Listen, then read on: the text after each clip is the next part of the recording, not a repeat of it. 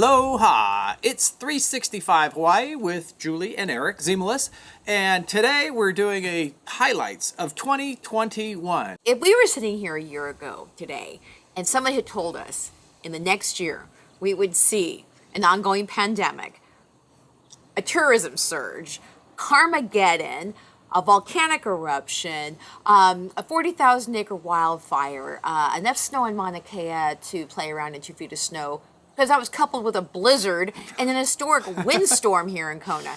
I would say that was a pretty dynamic year. We had a lot going on, definitely. Yeah. But yeah, nothing. Good news, it wasn't horrible for anybody. Yeah. You know what I mean? Let me guess, it wasn't like, anyways, it wasn't like a tsunami that took out half the island or something. Right. These we did miss the tsunami this year. Yeah, we did. At least everything else, though, But not only did we survive it, we filmed it. And we were so lucky to be able to be the man on the ground that we have our own little 365 news station here, so we always get a chance to jump in when the things happen here, yeah?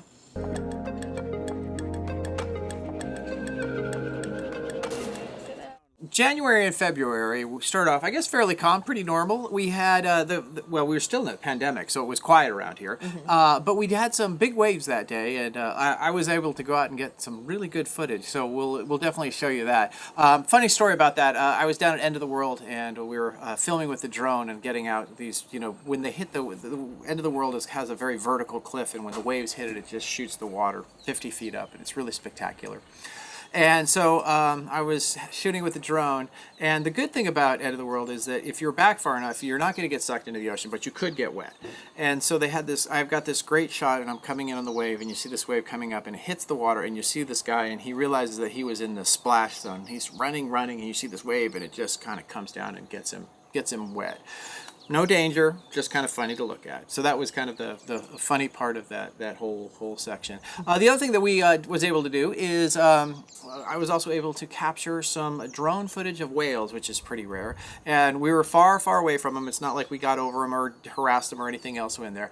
But it was nice to be able to go up on the Kahala coast and be able to actually see from a higher point what the whale, it was a mom and a baby, were doing. So that was some pretty good footage, I'd say. And Eric was out there chasing the whales, and he said, "Oh my gosh, I'm running out of batteries." Remember that? Yes.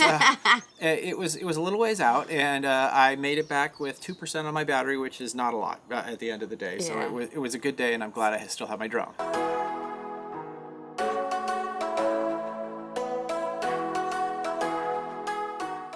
So spring brought the spring breakers, and the funny thing is that they showed up here around March, and we thought we were having a very long spring break because they never quite left all the way to August. It went on for a long time. There were a lot of people there, and it was kind of funny because we describe people that come for spring break. They're usually sort of a little bit of a rebel rouser kind of.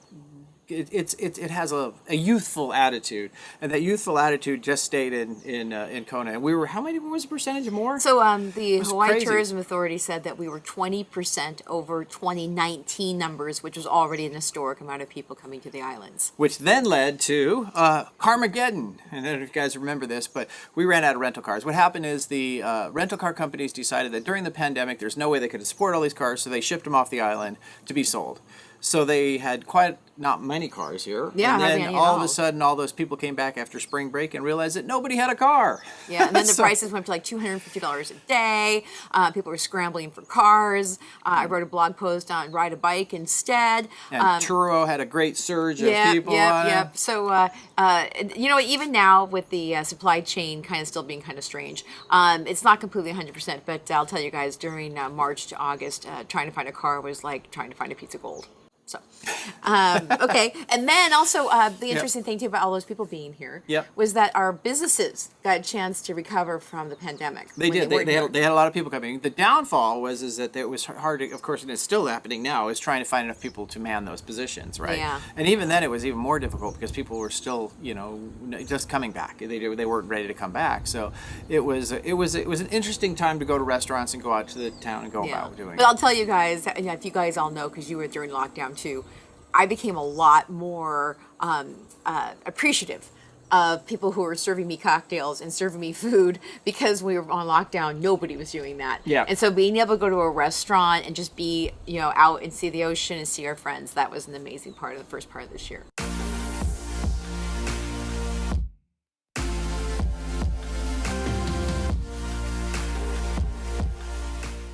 Okay, one of the other things that we started was our updates of Kona, and our first one was in the fall of 2020, and that was during the middle of the lockdown during that time, and it was mighty quiet there in Kona, and we just wanted to show everybody what was going on during that time, which then led to everybody asked, well, what happened after this lockdown, because people started coming back. So then we, of course, did the spring update this year, and it was great to show, that the things had come back and the restaurants are back, and there was, and people were walking on the streets. Yeah, so it was definitely on. And then we realized that since Kona doesn't really have a news station that, these little updates were important.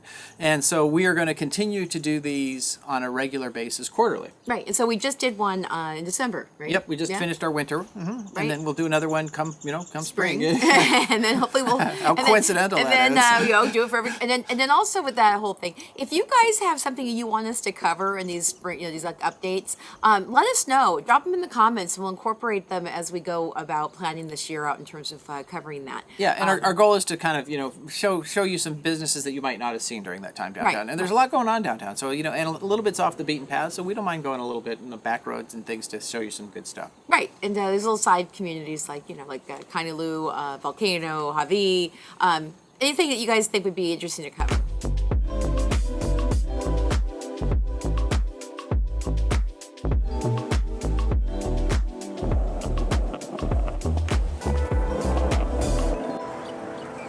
Three words for summer. There was a lot of people here. So let's go to the fall. Yes, it just rolled through. So moving on to fall, the exciting thing is the volcano came back in the fall after a 2-year hiatus is what it was? Yeah. So for that entire time that the volcano was gone, a couple of things happened just as little that we found at least interesting. One, we had what we would call an HD day, high definition days, where every day was crystal clear and it was just beautiful. And the other thing that happened while the volcano was gone was the fact that it rained. And it seemed that there's a question of VOG changed the weather. But I will say when the volcano was not going off, we sure got a lot of rain. And now that it's come back, it is toned down somewhat. So a lot. I don't know if that's an actual correlation scientific or not. fact. I can't prove it, but it does seem that from looking at where we are from there. But while the volcano was quiet, also a lot of people who were coming to the island were kind of sad going to Volcanoes National Park. There wasn't much to do. Glow, right? Yeah. And so when it erupted again in September, people were like, "Oh, woo! Let's go and see the volcano." So it really helped the tourism over in the volcano part. Right. Of And so what we did, speaking of that, we were able to get there the first day that it came back, which was I think it was September 30th. And it started going off around 3 o'clock, and by 5 o'clock we were there, and well, no, maybe not 5, 6:30, but we were there and checking it out, and it was pretty spectacular. The only thing that was kind of funny about that particular one is that we were under the impression that we were going to see lava flowing, into the crater, all kinds of things like that. Well, we got there, and the way that they had barred the visitors areas, you couldn't see the lava, so it wasn't totally as spectacular. And also when this first started, the lava lake, the base lava was much so lower. Yeah. low that actually there was 5 volcanoes, like little fountains going off, but you can only see the glow, which was actually cool because there was 5 fountains going off. Yeah. So the glow was like woo, but you just couldn't see the lava. Yeah. So, but that was really cool because we spent the night that night at the volcano, the Kilauea Lodge. So we were able to get up at 5 o'clock the next morning, go over to see the caldera. It's set at daybreak, and it was gorgeous. Yeah, and the interesting thing about that is that as the sun was coming up, you have this, this beautiful orange plume, and then right as the sun comes up, it only took like 5 minutes once the sun came up and then it was gray. You know what I mean? It went from that beautiful glowing orange to gray. Yeah.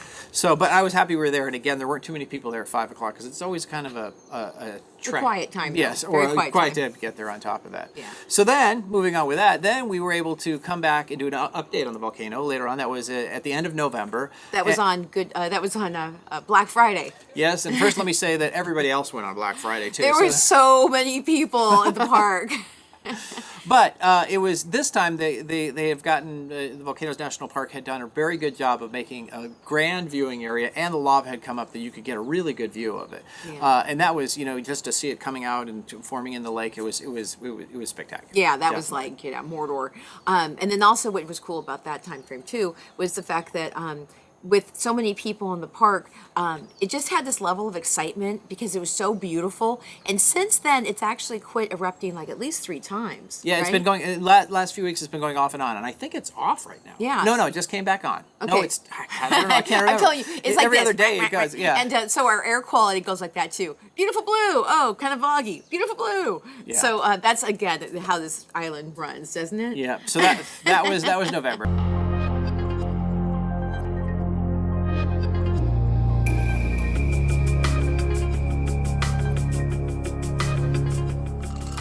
Speaking of crazy weather, now we're coming into the winter and December, and boy, it got crazy around here. We had usually we get high waves. That's expected. We get storms. That's not. But this was a very interesting storm that came in, and we had 50-mile-an-hour winds here, which is in Kona is just doesn't happen. You know what I mean? Right.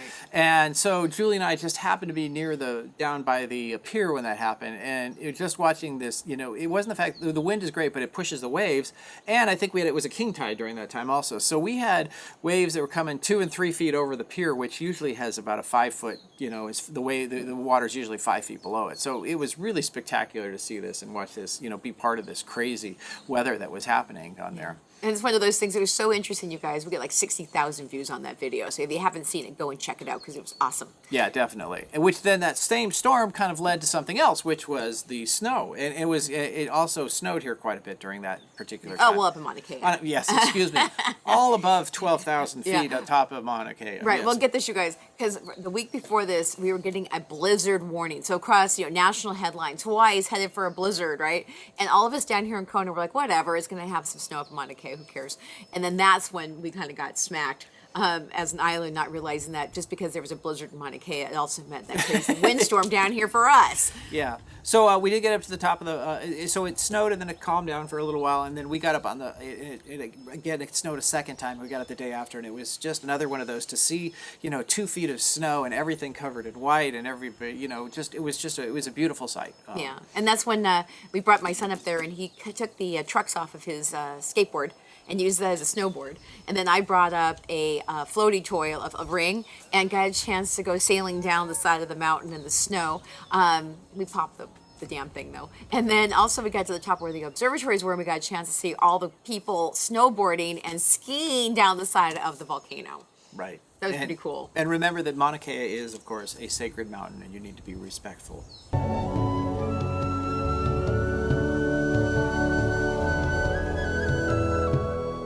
One of the other things is what we did for the community this year, and that was kind of having a YouTube channel and showing great things and going on adventures is great, but part of it is also showing businesses, which is what we're doing, but it's also being able to use this to help people and help the community, and I felt good that we did a pretty good job this year in making that happen. Yeah. So we got quite a few items done. Yeah, so what we did was we were able to tap into the 365 Hawaii Kona Newbies group, and we were able to ask for their help in a variety of things that happened this year. One of them was that we had a 40,000 acre wildfire in Waikoloa, and it threatened Waikoloa Village, and there was an evacuation, and our people popped up within 2 hours, went down to the Old A, and set up all kinds of food opportunities. We had pizza, we had burgers, a bunch of volunteers helping people who were displaced. It was amazing. It was. Wait, let me just add a little bit to that. The good news was at least that fire did not burn into Waikoloa Village, because that's Right. what they were expecting. It was supposed to burn into the village itself, but it did not. So it stopped. So those people at least did not. Nothing bad happened to them, and they were able to. It was just like wild, grassland that ended up being burned. And it chased a bunch of pigs down the road. Yeah. But anyway, so, but then also what happened was with all that surge in tourism, we were getting more and more people coming back into Ka'aluu Bay, which we had the same problem we've had for years, is the toxic sunscreen issue. So we got a chance to hook up with Cindy Puna Howley, and she's with the Reef Teach program, and she asked us to try and fundraise to get free sunscreen available for the public through a sunscreen dispenser that they needed sponsoring down there. So I asked my group to come together, and they were able to raise $2,000 in the course of 2 weeks. And we even had a fundraiser here at our house to make sure that happened. And now you can go down to Ka'aluu Beach Park, and there's a sunscreen dispenser, and you'll see our 365 Newbies logo on there because we're the sponsors. I feel pretty good about that. Yeah, That was one of those. yeah. And remember that reef-safe sunscreen is very important, because non-reef-safe sunscreen, what it was the the polyps, coral. Oh, yeah. and it hurts their Yeah. reproductive abilities and makes them very susceptible to bad things like climate change and when Right. the water gets warm. Also, it's not good for your body anyway.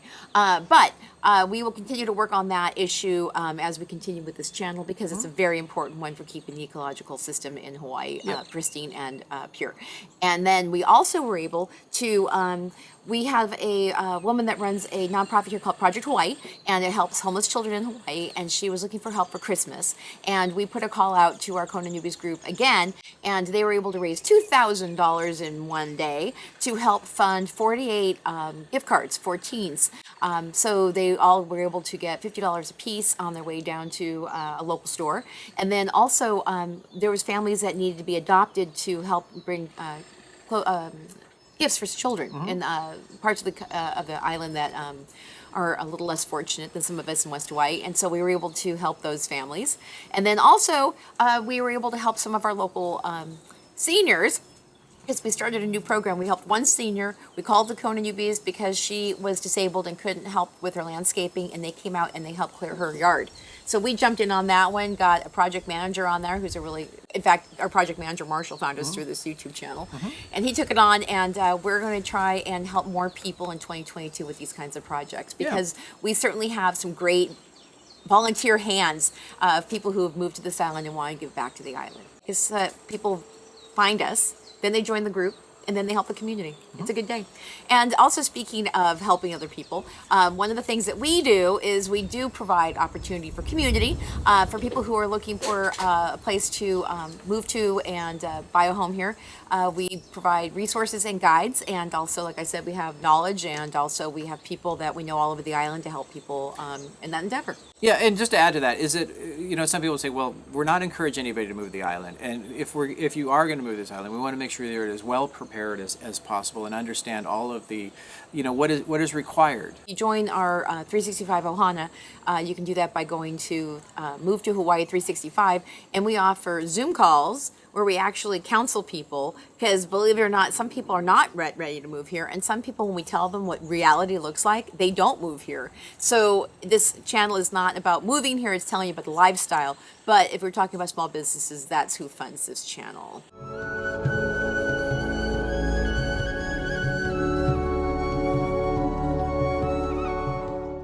I guess the question is, where are we going? What's happening? You know what I mean? And we do know this, that we're going to continue on what has worked and where we're going, which is, we're going to keep doing, updates of Kona, keeping everybody informed with as much useful information as we can.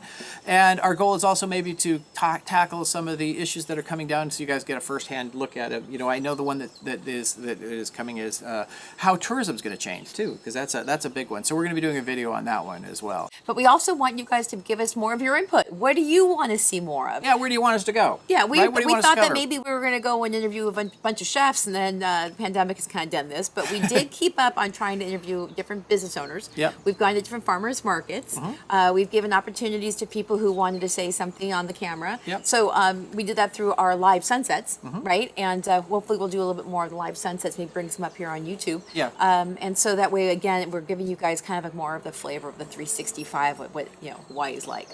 So with that, With that, we will say Aloha. aloha and have a great new year.